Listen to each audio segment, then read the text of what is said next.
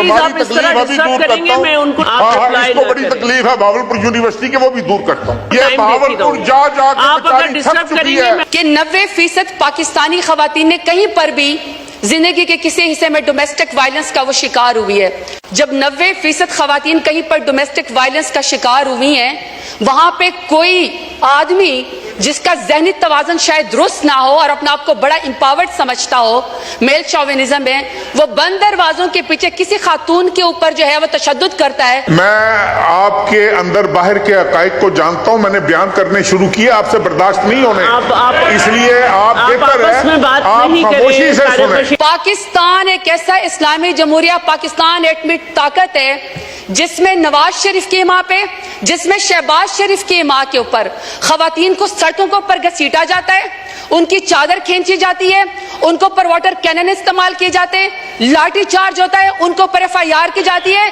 चादर और चार दीवारों को पामाल किया जाता है, लेकिन किसी को शर्म नहीं आती है, किसी को शर्म नहीं आती है। स्पीकर साहब, कहा गया कि जी सियासत में सबका हक है और इसमें लिखा हुआ है कि जी टॉलरेंस होनी चाहिए।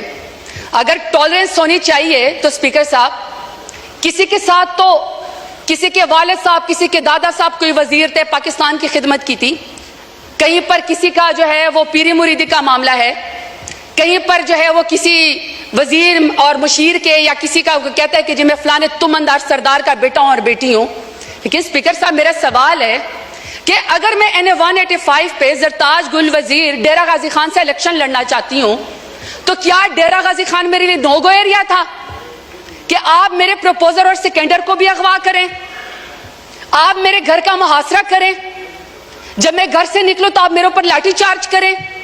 पूरे डेरा गाजी खान ने देखा कि पूरे डेरा गाजी खान की जितनी भी पुलिस एनफोर्समेंट थी, इंतजामिया थी, वो एक साइड के ऊपर खड़ी थी और मुझे पाकिस्तानी चौक में कॉर्डन ऑफ करके अकेला वहां पे खड़ा किया हुआ था।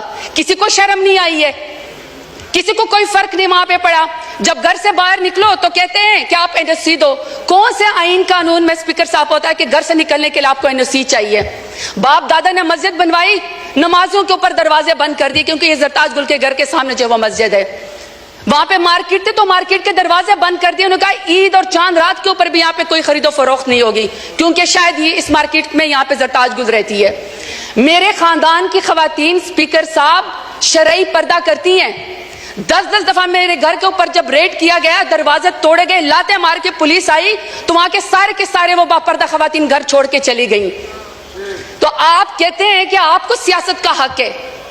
मानते हैं हम बेनजीर भुट्टो साहबा की हम इज्जत करते हैं क्योंकि पहले वजीर आजम थी खातून, लेकिन एक दूसरी भी तो है ना, जो टिकटॉक और वजीर आला जो कहती है कि खवातीन मेरी रेड लाइन है।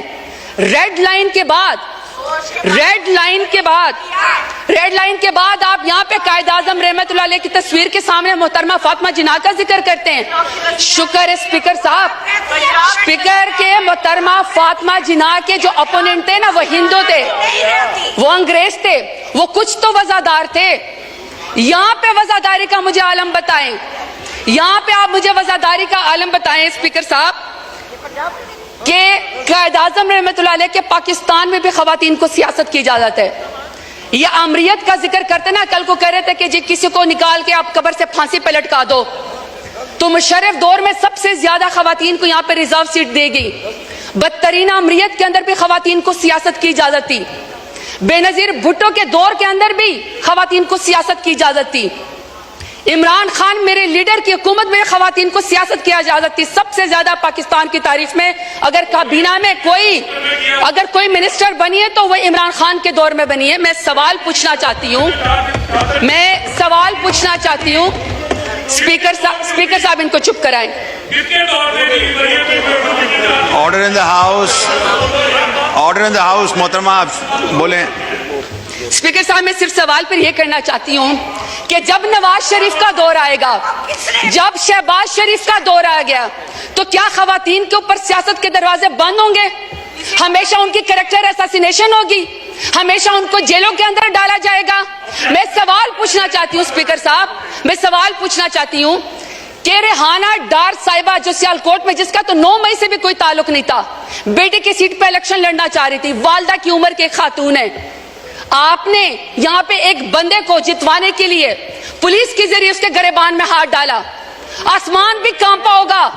मैं आपसे पूछना चाहती हूं कि आपको कौन सी सियासी बर्तरी हासिल होगी रेहाना डार को आपको घसीटते हुए और उसके गरेबान में हाथ डालते हुए। स्पीकर साहब, मेरा सवाल है स्पीकर साहब कि जब आलिया हमजा को, पढ़ी लिखी खातून इंजीनियर है, जब आलिया हमजा को उनकी 3 बेटियों के सामने रात को उसके बेडरूम से बालों से खींचकर मर्द पुलिस वालों ने सीढ़ियों के ऊपर घसीटा, तो मैं शहबाज शरीफ से पूछना चाहती हूं कौन सी सियासी बर्तरी आपको पाकिस्तान तहरीक इंसाफ के ऊपर हासिल हो गई।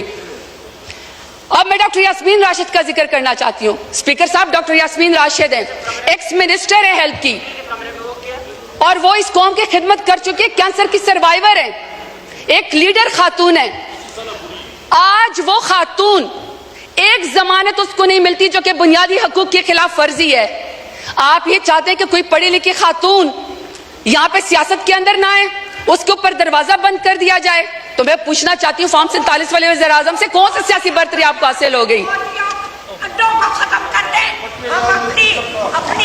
Speaker order in the house, order in the house, please please सुने, ऑनरेबल मेंबर बोल रही हैं, सुने जी, आप जारी रखें प्लीज। स्पीकर साहब, मैं यहाँ पे बुशरा बीबी का जिक्र करना चाहती हूँ। खातून अव्वल रह चुकी हैं, हयादार औरत है, बापर्दा औरत है, लाख इख्तलाफ होगा इनका, लाख इख्तलाफ होगा स्पीकर साहब इनका, शहबाज शरीफ का, नवाज शरीफ का लाख इख्तलाफ हमसे होगा। इमरान खान से नफरत भी होगी, क्योंकि इमरान खान जैसे बहादुर लीडर तो ये है नहीं, तो चलो आपको सियासत में नफरत होगी। स्पीकर साहब, मेरा सवाल है कि दुश्मनी में आप इतने घर गए कि आपने निकाह जैसे सुन्नत नबी, आपने उसके अंदर भी हाथ डाल दिया। कोई बापर्दा खातून भी आपके शर से महफूज नहीं रही। तो मैं पूछना चाहती हूँ कि फॉर्म 47 वाले वज़ीर आज़म से कि आपने बापर्दा खातून की इद्दत के निकाह के केस के अंदर भी हाथ डाल के दुश्मनी की नजर करके खवातीन को आपने क्या पैगाम दिया है।